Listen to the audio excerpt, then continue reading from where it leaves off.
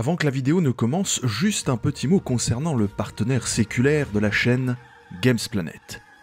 Gamesplanet s'est décarcassé pour me fournir une clé du jeu Bolt Gun afin que je puisse me faire un petit avis avant sa sortie officielle du 23 mai. Et c'est du tout bon!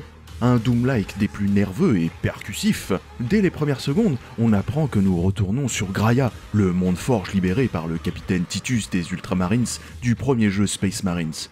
On doit aller faire le ménage, car partout où le chaos prend racine, l'hérésie n'est jamais bien loin dans son sillage.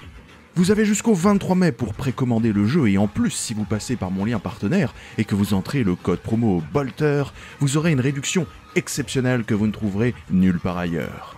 Cette réduction permet d'avoir moins 19% jusqu'à la sortie, puis moins 14% jusqu'au 25 juin. Ce code a été créé spécialement pour vous, oui, vous là. Alors par les cuisses de Sainte Célestine, saisissez votre bolter et partez purger de l'hérétique en vitesse. Merci à Gamesplanet, et merci à vous, et bonne vidéo.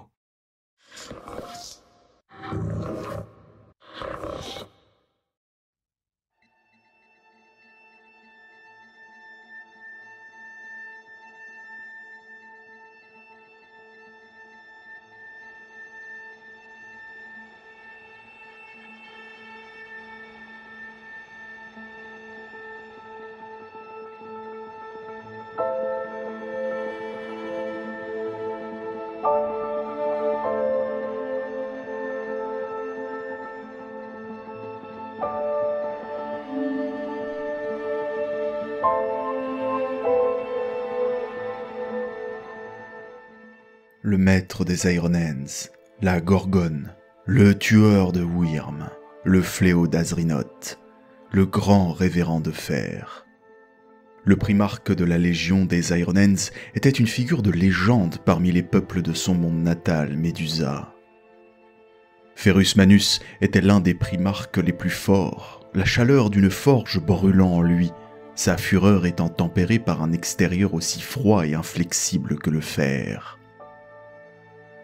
La Gorgone était connue pour son attitude intransigeante, refusant de montrer sa faveur à ses plus proches disciples ou même à ses frères primarques. Il insistait sur la force en toute chose, de sorte qu'il refusait au peuple de Médusa de nombreux bienfaits de la civilisation afin de s'assurer qu'ils produisent la plus robuste des progénitures parmi lesquelles la Légion pouvait recruter.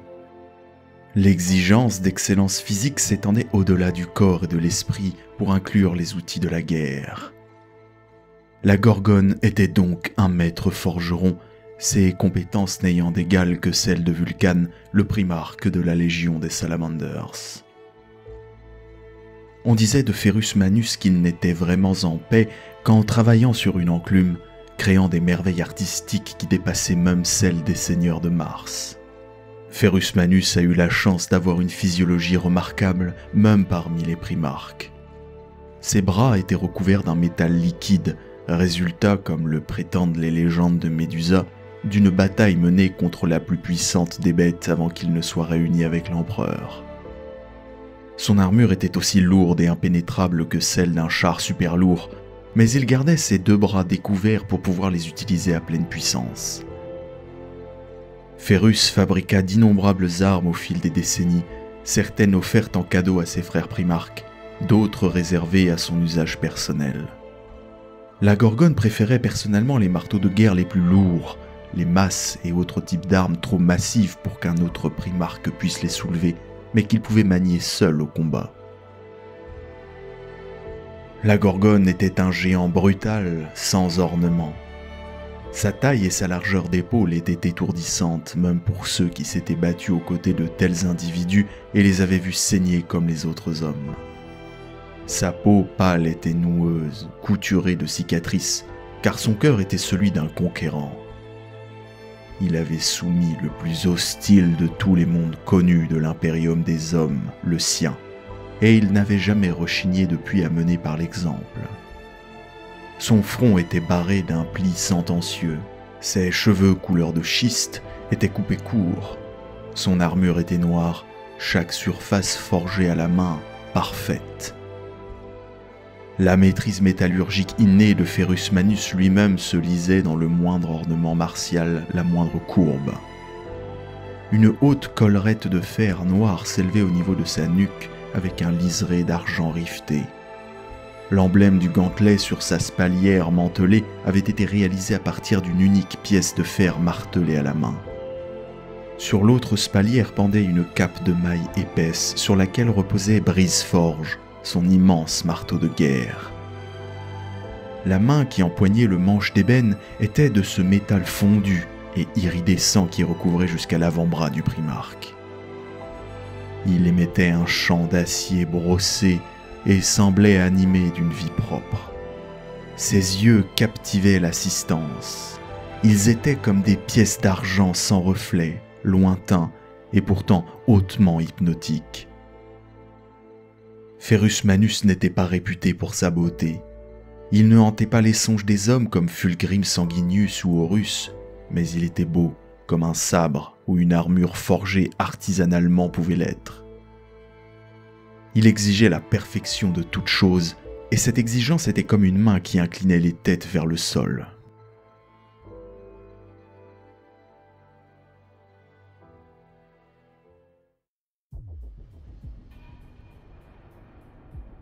La capsule de celui qui allait devenir Ferrus Manus, le primarque des Iron Hands, échoua sur un monde nommé Médusa. Lorsque la capsule de Ferrus arriva sur Médusa, elle déchira par une tornade de feu et de lumière ce monde qui était plongé dans une nuit perpétuelle suite à une calamité des jours anciens.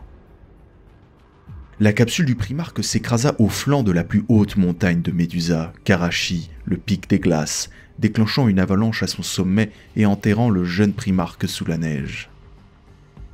L'onde de choc se répandit sur toute la surface de la planète. Des plateaux s'encaissèrent et des précipices s'ouvrirent en réponse à l'arrivée du grand primarque. Quand l'enfant se réveilla, c'était dans une chambre aux parois cylindriques d'argent qui encerclait sa capsule de métal dans laquelle il ne se souvenait pas avoir été placé. Il décrocha les câbles branchés sur son corps et se retourna à l'intérieur d'un tube étriqué, l'obligeant à ramper dans sa longueur pour atteindre la paroi fendue de sa capsule. Le jeune primarque ignorait bien évidemment où il se trouvait. Totalement nu, il prit un instant pour admirer la perfection quasi divine de son physique avant de s'extirper de sa capsule. Il se trouvait à l'endroit d'un vaste cratère, large d'une centaine de kilomètres au moins, profondément ouvert dans le ventre de ce qui avait été autrefois une montagne colossale de pierres noires et de glace. Il vit le cratère et la chaleur incroyable qui en ressortait alors que la montagne grondait et tremblait de secousses sismiques. Le jeune Ferrus Manus sut que son arrivée était la cause de cette destruction. Puis il examina la capsule dont il venait d'émerger. Elle était longue d'exactement 9 mètres, froissée par son impact terrible avec la montagne, et sur la plaque s'étalait une seule lettre, X. Dès qu'il vit ce chiffre, il ressentit une impression d'appartenance à un groupe plus large. Puis, réexaminant de nouveau le cratère, il se rendit compte qu'il ne pouvait pas s'agir d'une formation rocheuse naturelle à l'intérieur de la montagne, car sa forme était trop géométrique, et son arrangement trop précisément symétrique pour être apparu de même. Il repéra un motif qui menait au centre du cratère, où il discerna les traces d'une structure angulaire nichée entre les stalagmites enroulés. Il se mit en chemin vers elle et observa le sol près de la structure, discernant maintenant des motifs concentriques complexes taillés dans la pierre autour de lui, des grands arcs reliés par des formes runiques cursives. Enfin, il atteignit la structure au cœur du cratère pour se rendre compte qu'il n'y avait en effet aucun moyen d'y entrer car ses murs étaient d'un noir luisant et sans aucun joint ni aucune imperfection à la surface. C'était un cube solide. Soudainement, des fissures apparurent sur cette structure avant de totalement se disloquer pour laisser place à une forme roulée sur elle-même, une entité désassemblée qui ne parvenait que maintenant à reprendre sa forme originelle. Ce monstre était fait d'un tissage tourbillonnant architectural et organique, artificiel et intelligent, à la fois une chose vivante et une construction monstrueuse d'engrenages biomécaniques, accompagnée d'un murmure de métal liquide qui se réverbérait dans toute la caverne. La créature énorme était semblable à un ver et se déroulait depuis sa prison écroulée. Le jeune primarque ramassa un éclat tranchant de roches noires lisses comme le verre et s'avança face à la créature, un wyrm titanesque dont le corps segmenté et cliquetant se reformait dans une rotation constante avec une aisance liquide. L'exocrâne bulbeux du monstre et arachnéen était pourvu d'antennes, de 3 proboscides garnis de dents en aiguille et d'yeux à facettes. Le primarque bondit de côté lorsque la bête abattit sa masse vers lui, en écrasant les restes de son ancienne geôle et en craquelant le sol sous son poids titanesque. Manus se jeta sur la créature pour lui planter sa lame d'obsidienne dans le flanc, mais la pierre vola en éclats contre l'armure scintillante. Il fut projeté au loin et heurta lourdement le sol, son corps meurtri jusqu'à l'os. Il se redressa sur un genou, prêt à affronter de nouveau la créature à main nue, mais celle-ci se fraya un chemin vers les falaises afin de rejoindre la surface de la planète. Le primarque avait échoué dans sa première tâche, mais il se jura à lui-même qu'il n'échouerait pas une deuxième fois. Il avait compris que son arrivée avait détruit la prison du monstre, et considéra qu'il était de sa responsabilité de réparer cette situation. Il suivit le sillage de destruction laissé par la créature, ce qui le mena jusqu'au pied de la falaise. Son ascension avait laissé la roche couverte de prises pour les mains et les pieds, ce qui en rendait l'escalade possible, mais le wyrm allait trop vite pour qu'il puisse le rattraper à temps. Ferrus Manus finit par atteindre le bord du cratère et se hissa au dehors, ses mains en sang, des fragments d'écailles de la bête jonchant le bord du cratère. Il en ramassa une en songeant à s'en servir comme une arme, mais il y vit avant tout son reflet, ne pouvant retenir un hoquet de surprise, car là où ses yeux avaient été auparavant d'un vert tacheté d'or, ils étaient désormais d'une teinte argentée, telles des pièces placées sur ceux d'un mort. Il observa le sillon profond dans le flanc de la montagne tracé par le monstre et qui menait à une désolation enténébrée. Puis il vit au loin un certain nombre de véhicules primitifs traversant la steppe méridionale, une grande caravane tirée par d'énormes bêtes de somme à la peau grise.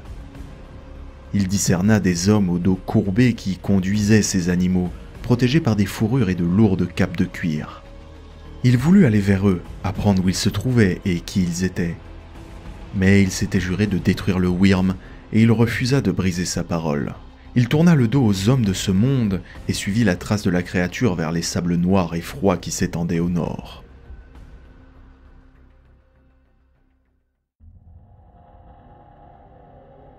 Le temps passa et Ferrus Manus avait grandi, seul. Les autochtones de Médusa lui donnèrent d'innombrables surnoms.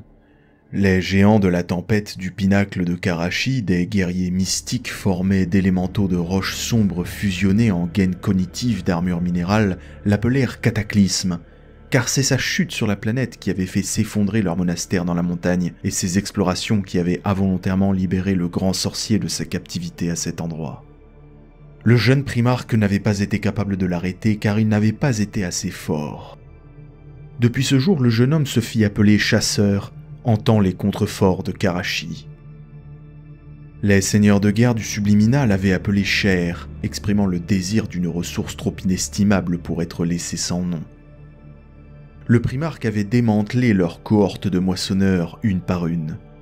La fantasmagorie le surnommait la finalité, alors que les Mécarachni et les Fez Race, qui gardaient les complexes pyramidaux des civilisations disparues et dont les sceaux furent brisés lors de l'arrivée du garçon, cherchaient à le tuer, leur algorithme eidolique le désignant sur le terme de Rewe Nedjer, ce qui signifiait « fils de l'homme ». Le primarque se nourrissait de sable, complété par tous les minéraux et métaux qu'il pouvait récupérer. Sa physiologie était capable de métaboliser toutes les matières inorganiques qu'il pouvait ingérer, ainsi que les tissus organiques des ghouls cybernétiques et des demi-machines qui portaient la peau de ceux qu'elles avaient tués. Car durant sa jeunesse, il dut affronter de nombreuses créatures robotiques, semi-robotiques et infernales. Ces monstres étaient des morceaux de chair cadavérique et humanoïde avec des incrustations métalliques, des fils de câblage et le corps gainé de lames. Armé d'une barbiche, le primarque dut en affronter un certain nombre qui cherchèrent à le dévorer. Les plus dures batailles de Ferrus Manus furent son combat contre l'élémentaire de Karachi dans un dédale de glace, ou lorsqu'il fit face à la grande migration des Yarks dans le fjord de Yadan, ou quand il affronta les hostes mécanisés de Stanislas, le révérend de fer dément, qui avait pourchassé Ferrus sans merci pendant toute son enfance, jusqu'à ce jour où il avait affronté l'armada mystique en personne et l'avait brisé de ses mains.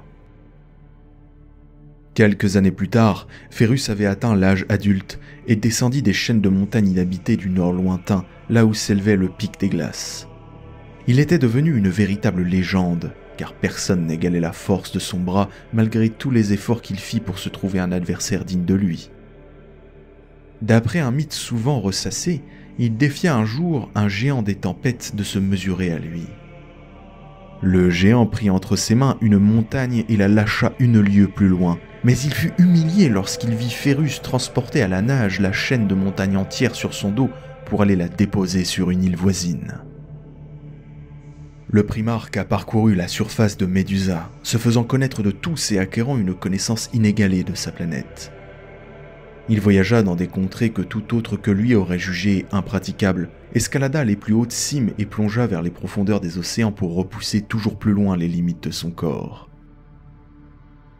Son endurance et sa fureur assurèrent sa renommée auprès des clans qui peuplaient Médusa et qui tenaient en très haute estime de telles qualités.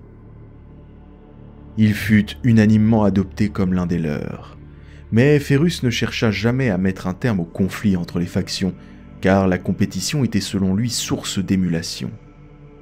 Il ne se départit jamais de sa neutralité et ne participa à aucune bataille pour ne pas favoriser un clan plus que l'autre. Finalement, Ferrus retrouva le ver métallique qu'il avait réveillé en arrivant sur Médusa, le monstre étant baptisé par le peuple de ce monde comme étant Azrinoth, le grand ver d'argent.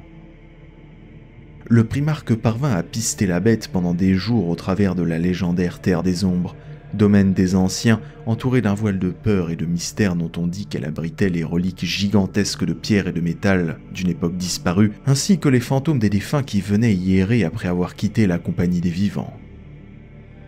Un terrible duel débuta, mais Ferrus ne parvint pas à percer le blindage de la créature. Après quelques jours, les combattants avaient traversé des mers et des continents, mais Ferrus ne perdait pas confiance, certain de finir par en venir à bout. Il vainquit finalement le grand ver en le maintenant plongé dans une coulée de magma, la mer de lave de Chiral. Il serra les dents pour supporter stoïquement la douleur atroce. Lorsqu'il sortit enfin ses bras de la lave, le monstre n'était plus et ses mains étaient recouvertes du même métal vivant qui composait la peau de la créature, aussi flexible que de la chair et aussi solide que de la céramite. Ferrus Manus affirmera durant la Grande Croisade que cette version de son combat était sa préférée. Après sa victoire sur Azrinos, Ferrus revint vers les clans et il enseigna à tous ceux désireux d'apprendre. Il conçut des armes et des outils étranges qui prenaient forme sous ses doigts et fit don aux clans de merveilles qu'il n'aurait même pas osé imaginer. Ainsi Médusa connut son heure de grandeur, la civilisation entamant son essor à une allure fulgurante. Puis les cieux de Médusa s'ouvrirent pour la seconde fois dans son histoire. Ferrus se mit immédiatement en route vers les terres du Nord, là où s'était posée une source de lumière. Des semaines plus tard, Ferrus Manus réapparut devant les clans, accompagné de l'empereur de l'humanité. On ignore ce qu'ils se sont dit, mais des légendes évoquent que Ferrus reconnut son égal en la personne de l'empereur dès qu'il le vit, et il l'affronta en duel, leur confrontation dévastant le paysage environnant. Quand ils descendirent des montagnes du Nord, le lien de respect mutuel entre eux ne faisait aucun doute. Ferrus quitta Médusa à contre-cœur, tiraillé entre ces deux obligations de loyauté contradictoires. D'un côté, son peuple qui l'avait aidé à prospérer, ainsi que la planète qu'il affectionnait et qui lui avait permis de s'endurcir. De l'autre, son sens du devoir envers l'empereur, qui finit par être le plus fort. Il reçut finalement le commandement de la 10e Légion.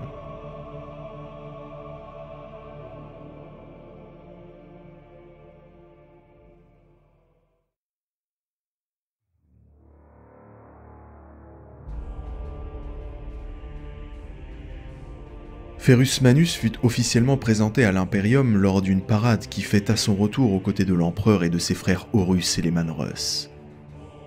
C'est d'ailleurs lors de cet événement que le roi loup reçut de la part du maître de l'humanité la lance de l'empereur, une lance énorme, exceptionnellement bien faite et magnifique, en récompense pour la victoire des Space Wolves lors de la campagne de la Roue de Feu. Manus sera connu pour n'aller au combat qu'à bord d'un Land Raider, ce qui développera un culte mystique chez ses fils autour de ce véhicule de guerre.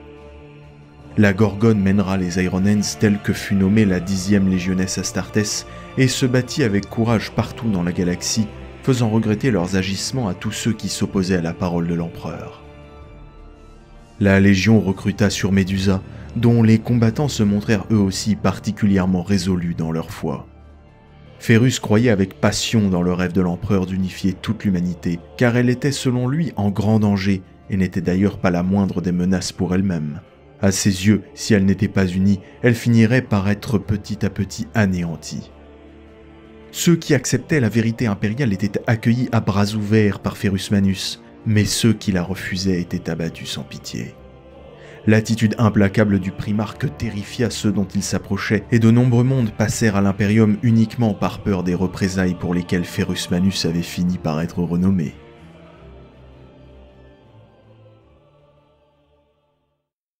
Alors que Ferrus Manus se trouvait un jour sur Terra, sous le mont Narod Naya, dans la plus grande forge des Ourals et œuvrant avec les maîtres de fonderie, un frère primarque qu'il n'avait encore jamais rencontré entra dans le complexe, accompagné de sa garde personnelle. Ce primarque se nommait Fulgrim, maître des Emperor Children's. Le Phénicien expliqua à Ferrus Manus qu'il était venu forger l'arme la plus parfaite jamais créée, afin de la porter au cours de la Grande Croisade. La Gorgone ria au nez de Fulgrim devant cette fanfaronnade, puis il lui déclara que ses mains à l'allure aussi chétive n'arriveraient jamais à égaler les siennes.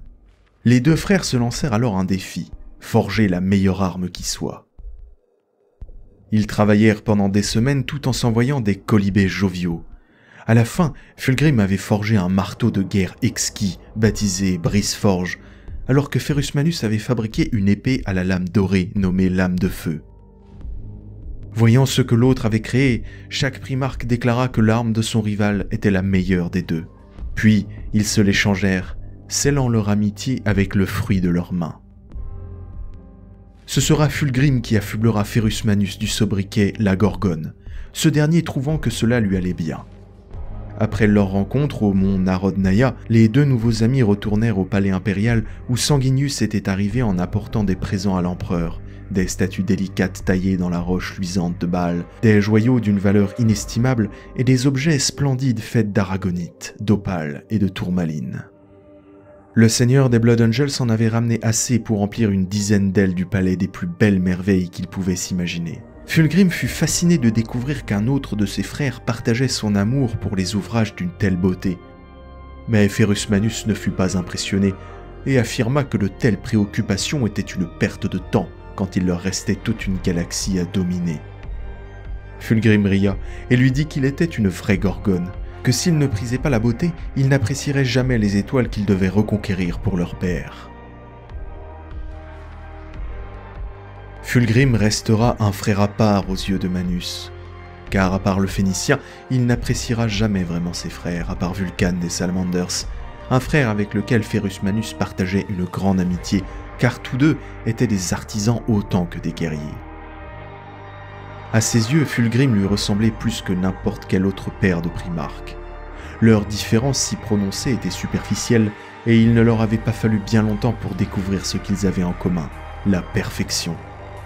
Tous deux en avaient besoin, ils tendaient vers elle. C'était ce qu'ils attendaient de leur fils. Ils ne différaient que par leur méthode. Là où Fulgrim gravissait les obstacles pour s'élever toujours plus haut, Ferrus, lui, les pulvérisait par la seule force de sa détermination avant d'en piétiner crânement les décombres. Le but ultime et l'envie de la atteindre le premier étaient identiques.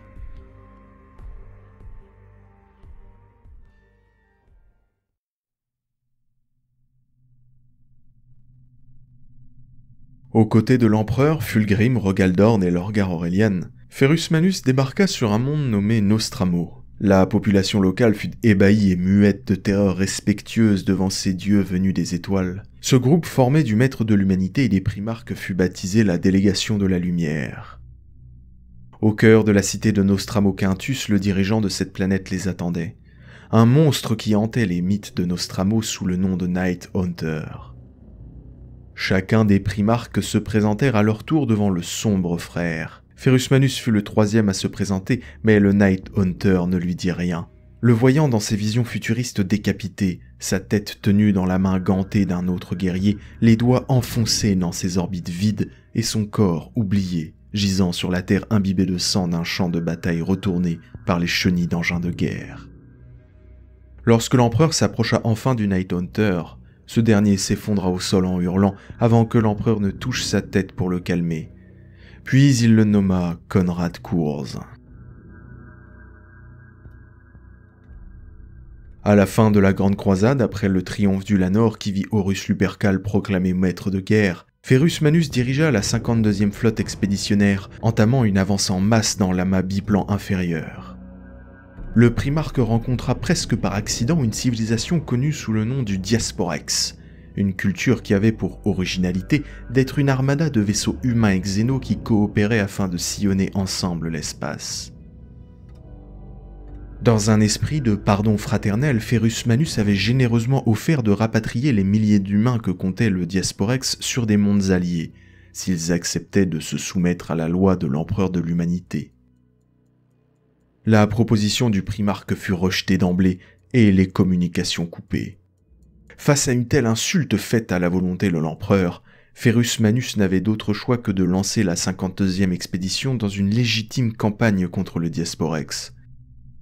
Mais cette campagne s'avéra plus difficile que prévu et la 10e Légion enregistra d'importantes pertes après des mois de combat, tombant dans des embuscades et incapable de localiser les navires ennemis. Ferrus Manus était furieux de voir filer entre ses doigts une flotte composée de vaisseaux plus vieux que les siens de quelques milliers d'années et conduits par de simples mortels. La Gorgone comprit qu'il avait besoin de renforts pour mener à terme cette guerre. Il contacta son frère Fulgrim pour l'assister. Le Phénicien, revenant de la purge d'un monde nommé l'Aéran, répondit favorablement. Manus apprit entre-temps que les Imperial Fists de Rogaldorn avaient été rappelés sur Terra où ils devaient fortifier les portes et les murs du palais impérial. Lorsque Fulgrim arriva enfin, les deux frères se retrouvèrent avec joie, Ferrus Manus rencontrant par la même occasion le nouveau premier capitaine des Emperor Childrens, Julius Caesoron, avant d'aller serrer dans ses bras le seigneur commandant Vespasian. Puis il admira le Firebird, le Stormbird personnel de Fulgrim. Dans les quartiers privés du Phénicien sur son vaisseau amiral le Pride of Emperor, Manus discuta avec son frère du nouveau titre d'Horus, affirmant que le primarque des Luna Wolves était digne de son titre. Il fut néanmoins critique sur le besoin du Phénicien à conserver des œuvres d'art, faisant paraître son vaisseau pour un musée plus que pour un navire de guerre, ne voyant qu'une distraction qui le détournait de son devoir de conquérir la galaxie. Finalement, une fois le plan d'attaque établi principalement par Fulgrim, l'affrontement final contre la flotte du Diasporex eut lieu dans la couronne de l'étoile de Carolis. Durant la bataille spatiale, Ferrus Manus, à bord du Fist of Iron, sauva la vie du Phénicien en détruisant les croiseurs du Diasporex qui avaient pris pour cible le Firebird, tirs qui faillirent tuer Fulgrim durant son trajet qui devait le mener à bord du vaisseau amiral ennemi. Suite à la destruction du Diasporex, Fulgrim et sa légion partirent continuer leur campagne. La prochaine rencontre entre les deux primarques signera la fin d'une ère.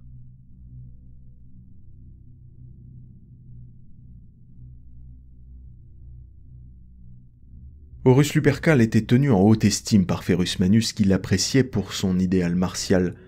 C'est pourquoi la nouvelle de sa trahison fut perçue comme un effroyable outrage par sa légion et lui-même, dégoûté de constater la faiblesse de ceux qui avaient été leurs frères.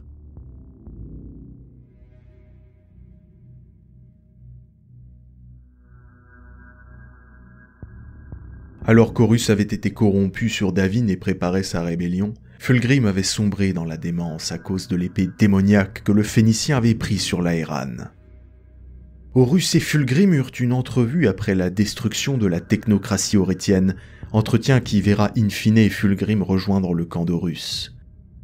Le maître de guerre chargea son nouvel allié de retrouver Ferrus Manus pour le convaincre de rejoindre la rébellion pendant que Isvan III brûlerait. Fulgrim s'exécuta. Lorsque Ferrus Manus retrouva son frère à bord du Fist of Iron, le Phénicien lui demanda un entretien privé. La Gorgone l'invita dans son sanctuaire privé, la Forge de Fer, lieu où Manus créait ses plus belles œuvres. Ici, Fulgrim lui expliqua que l'empereur les avait abandonnés pour atteindre une ascension divine, qu'Horus l'avait découvert et préparait une rébellion. Médusé, Manus apprit le ralliement de certains primarques à la cause du maître de guerre, ainsi que de la purge en cours sur Isvan III. Pour toute réponse, Ferrus Manus hurla la trahison, horrifié devant une telle abomination, et se jeta sur le Phénicien, déterminé à le tuer tout en proclamant que leur amitié était morte. Son marteau Brise-Forge rencontra l'âme de feu, et les deux anciens amis se battirent sans pitié. La Gorgone parvint à détruire à main nue l'âme de feu, mais Fulgrim s'empara de Brise-Forge et asséna un coup qui assomma Ferrus Manus. Fulgrim ne trouva pas la force d'achever son frère, et avec Brise-Forge toujours en main, il retourna rejoindre sa flotte qui attaqua par surprise les vaisseaux des Ironens, avant de s'enfuir pour rejoindre Horus, Angron et Mortarion sur Isvan V.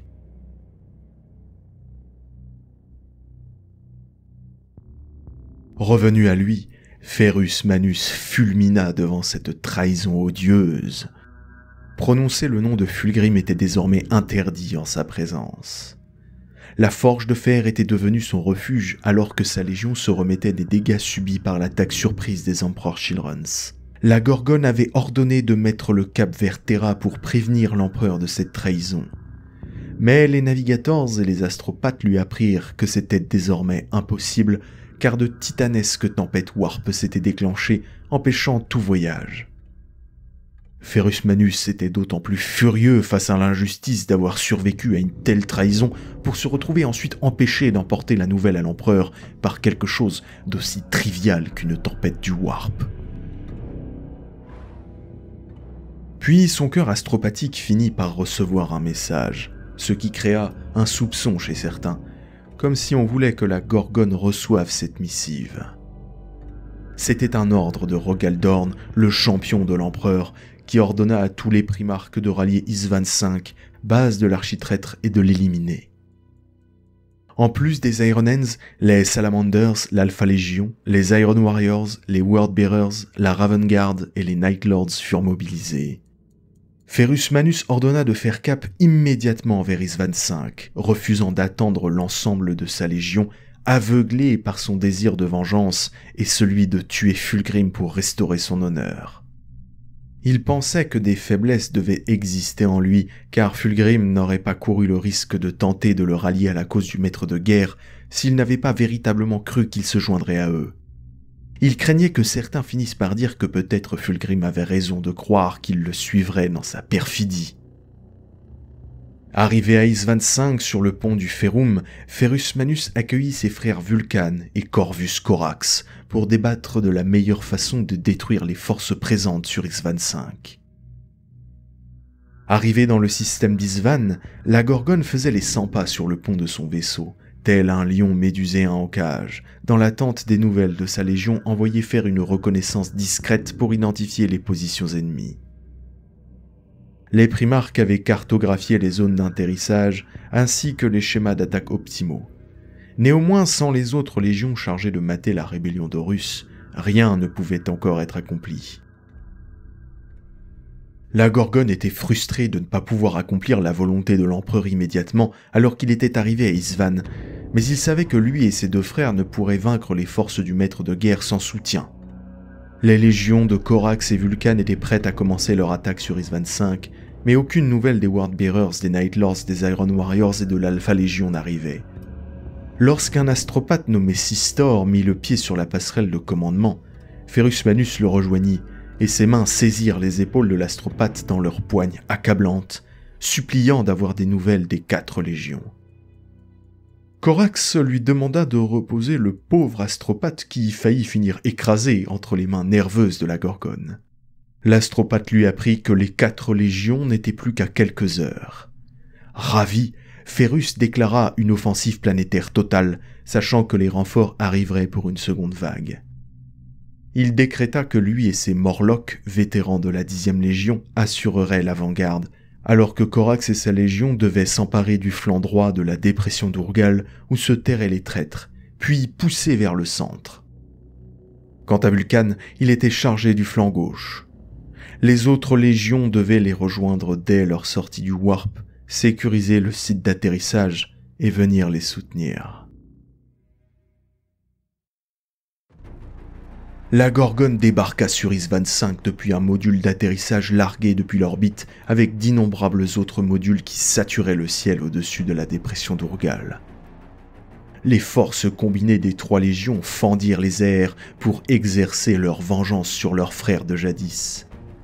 Suivi de ces Morlocks, la Gorgone fonça vers la crête de la dépression alors que l'essentiel de l'effectif des Ironhands était tombé en plein cœur des défenses ennemies.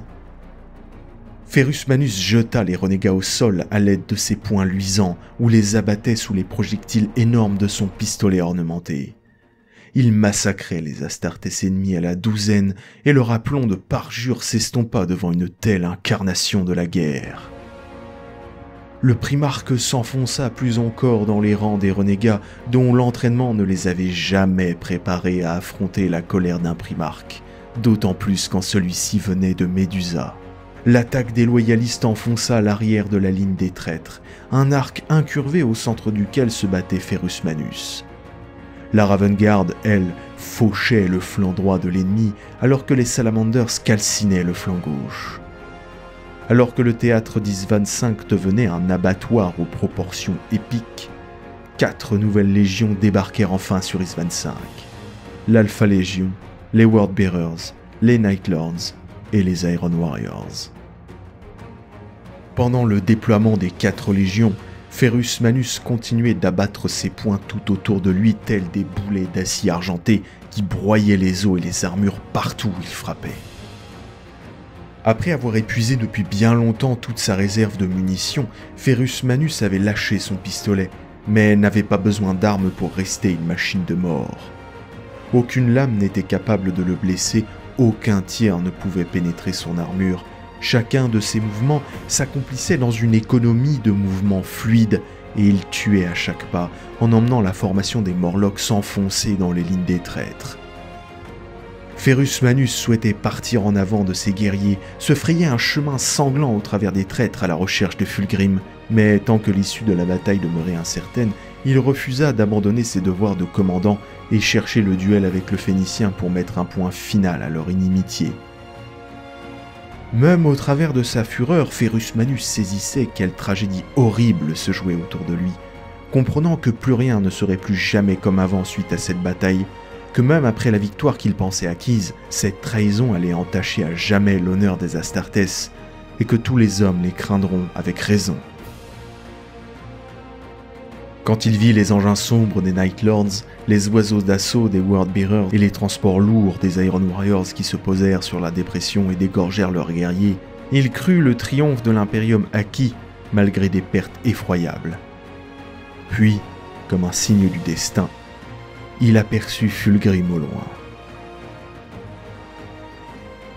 Il ouvrit alors une fréquence de liaison avec Corax et Vulcan et ordonna de continuer l'avancée alors que les traîtres se repliaient. Corax lui répondit qu'ils avaient trop souffert et qu'ils devaient se replier, appuyés par Vulcan qui voulait consolider ce qu'ils avaient gagné et laisser leurs frères récemment arrivés continuer le combat. Mais la Gorgone refusa d'écouter et ordonna à ses Ironhands de poursuivre leur poussée. Ferrus Manus et ses Morlocks chargèrent au travers des ruines des fortifications, leurs armures griffées et tachées de sang de leurs ennemis. Enfin, Ferrus Manus rejoignit Fulgrim qui l'attendait, l'air moqueur. Le Phénicien proposa à la Gorgone de parler en sa faveur s'il acceptait de se rendre. Ferrus Manus refusa, convaincu que la défaite des traîtres était assurée. Fulgrim ria et l'horreur se déchaîna. Empli d'une horreur muette, Ferrus Manus vit les troupes de ses alliés ouvrir le feu sur les Salamanders et les guerriers de la Ravenguard. Des centaines d'entre eux moururent dans la fureur des premiers instants, des centaines d'autres dans les secondes qui suivirent, alors que les rafales de Bolt succédaient aux rafales et que les missiles pleuvaient sur leurs rangs. Des explosions retentirent au milieu d'eux, vaporisant les guerriers et retournant les chars. La puissance de 4 légions arrachait le cœur encore palpitant de la première vague des loyalistes. Le primarque des Ironhands aperçut Corax se faire engloutir par une tempête de tirs et une explosion monumentale monter de l'endroit où Vulcan se trouvait. Pire, les forces en repli du maître de guerre firent volte-face et revinrent pointer leurs armes vers les guerriers ennemis proches de leur rang. Des centaines de World Eaters de Sons of Horus et de Death Guard se jetèrent sur les compagnies de vétérans des Ironhands. Les guerriers de la 10e Légion, qui malgré tout continuèrent de combattre courageusement, étaient en sous-nombre et seraient bientôt mis en pièces. Fulgrim alors annonça triomphalement qu'Horus avait ordonné sa mort, mais qu'il était prêt à parler en sa faveur s'il se rendait. Mais le fier Ferrus Manus refusa et préféra mourir avec honneur plutôt que de trahir l'Imperium. Il se jeta sur le Phénicien, saisissant l'âme de feu qu'il avait reforgée depuis son affrontement dans la forge de fer avec son félon de frère qui de son côté maniait Brise-Forge. Fulgrim blessa Manus au crâne, mais l'épée de la Gorgone laboura l'abdomen du Phénicien en retour, éventrant son armure et pénétrant ses chairs, ce qui fit reculer Fulgrim qui lâcha le marteau pour tenter d'endiguer le sang qu'il répandait de sa blessure. Manus chargea de nouveau, forçant le Phénicien à s'emparer de l'épée de l'Aéran dont la force démoniaque lui offrit les moyens de résister à la force de la Gorgone. Ferrus Manus fut surpris devant ce sursaut d'énergie alors que Fulgrim se releva d'un bond et le rejeta avant de lui porter un coup de sa lame qui mordit profondément dans son plastron. Ferrus Manus tomba à genoux après que les énergies néfastes de l'épée de Fulgrim eurent traversé comme du beurre son armure noire, l'âme de feu lui glissant des doigts alors que la souffrance le faisait octer. Vaincu, à genoux devant Fulgrim, il regarda celui qui fut son plus grand ami dans les yeux. C'est dans le regard de Manus que Fulgrim vit le monstre qu'il était devenu. Le primarque des Ironhands tendit la main vers l'épée qu'il avait auparavant laissé tomber, ce doigt se refermant sur le manche aux entrelacs d'or, l'arme flambant à nouveau au contact de celui qui l'avait créé. Mais le démon qui habitait l'épée de Fulgrim le força à commettre l'irréparable.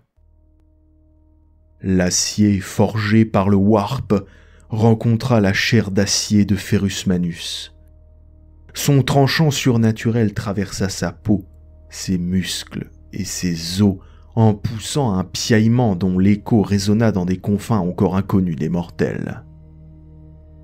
Le sang jaillit au milieu des énergies monumentales liées à la matière charnelle d'un des fils de l'empereur. Ferrus Manus était mort, décapité, son corps gisant sur le sable noir d'Isvan-5, premier fils de l'empereur à mourir, alors que la folie de l'hérésie d'Horus débutait pour engloutir l'Imperium et déclencher un âge de ténèbres.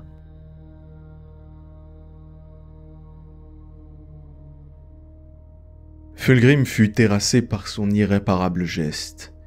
Désespéré en se rendant compte qu'il avait été manipulé par le démon de l'épée de l'Aéran, il laissa l'entité du Warp prendre possession de son corps dans un moment de faiblesse suprême. Le Phénicien possédé s'empara de la tête de Ferrus Manus et demanda une audience privée avec Horus Lupercal, victorieux sur Isvan-5. La prophétie du Night Hunter s'était finalement concrétisée. La tête de Ferrus Manus fut présentée à Horus. Sa peau était grise et morte, ses yeux argentés arrachés de ses orbites à vif, sa mâchoire pendante et quelques éclisses d'os dépassaient de l'endroit où le côté de son crâne avait été enfoncé.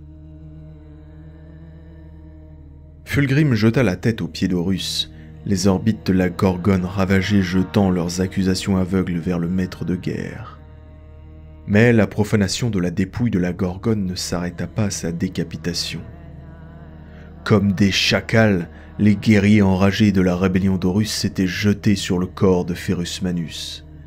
Certains avaient essayé de prendre des trophées, d'autres lui avaient encore tailladé le corps comme mus par un étrange instinct primaire, sans doute le plus proche de la peur dans l'éventail d'émotions que pouvait éprouver un Astartes. Un apôtre noir, Wordbearers du nom de Kor Galek, s'emparera de l'un des doigts de la Gorgone et fabriquera à partir de ce reste un scalpel avec de minuscules dents le long de son bord argenté. La tête de Ferrus Manus fut emmenée par Horus, et durant l'hérésie d'Horus, elle lui servit d'accoudoir sur son trône. Horus se confiera à son frère assassiné, regrettant de voir la guerre qu'il avait planifiée s'emballer et de ne plus pouvoir la contrôler comme il le souhaitait. Horus ruminera sur le fait que ce sont ses frères les plus instables et sournois qui l'ont suivi. Le maître de guerre avait réduit la tête de la Gorgone à un objet d'os poli, où des fractures étoilaient le dôme parfait de son crâne et descendaient en zigzag jusqu'à la brèche ouverte dans sa tempe. Mais même ainsi, il irradiera de la force et une autorité défiante.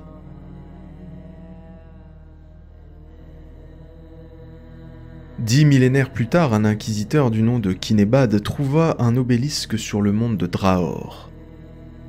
D'après le texte écrit sur cet obélisque, un pacte fut conclu entre Roboute Guilliman, Rogaldorn et les Ironhands. En échange de leur soumission au Codex Astartes, le crâne de Ferrus Manus fut rendu à ses fils génétiques par les Primarques. On ignore exactement comment Guilliman et Dorn ont récupéré le crâne de la Gorgone après la défaite d'Horus, mais il est probable que ce soit Dorn qui l'ait récupéré sur le trône du maître de guerre après sa défaite contre l'empereur sur le Vengeful Spirit.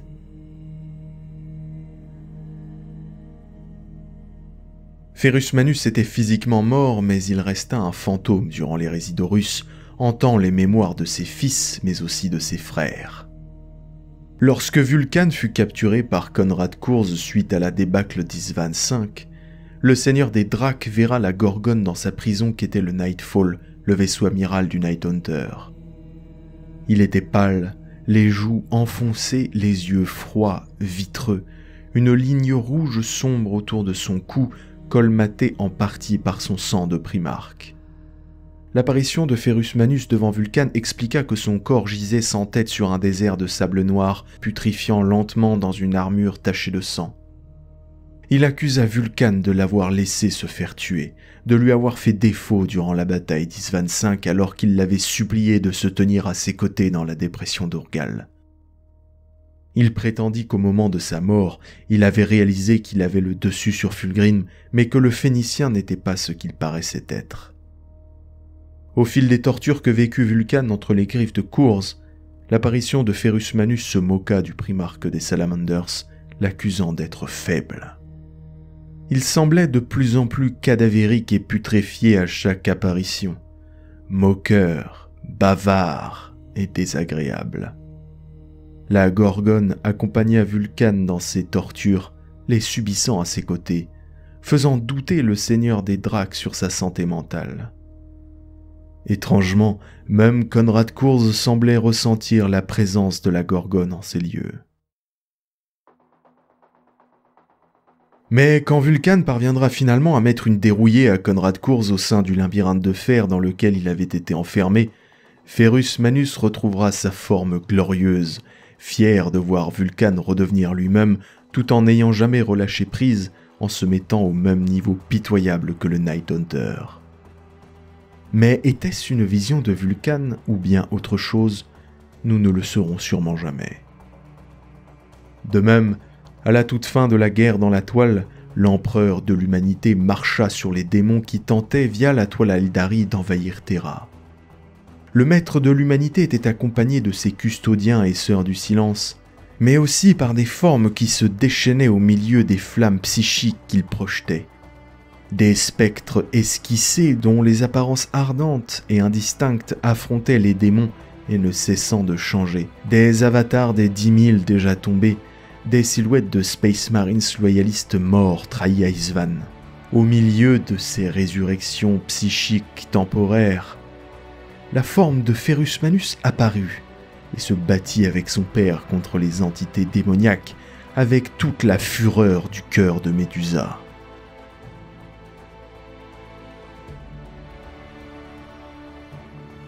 La mort de Ferrus Manus fut un traumatisme pour les Ironhands. La Légion blâma la fureur fatidique du primarque, et afin de ne pas subir le sort futile de leur père, les survivants de ce jour amer embrassèrent la perspective d'une logique sans émotion et d'une précision mécanique.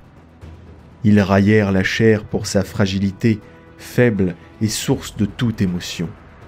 Ils arbitrèrent que les décisions tactiques désastreuses que Ferrus avait prises sur le champ de bataille étaient fondées sur l'émotion plutôt que sur la logique, et que les Ironhands qui combattirent ce jour-là avaient échoué par manque de force physique et mentale. C'est pourquoi les Ironhands entreprirent depuis ce jour de se purger de ces faiblesses, en étouffant leur colère par une rationalité glaciale et en accélérant la transmutation de leur chair par la cybernétique. Depuis lors, les Ironhands ont enfoui leurs sentiments profondément sous un mantra glacial, purgeant rituellement leurs viscères indignes en faveur de la force froide et fiable de la machine.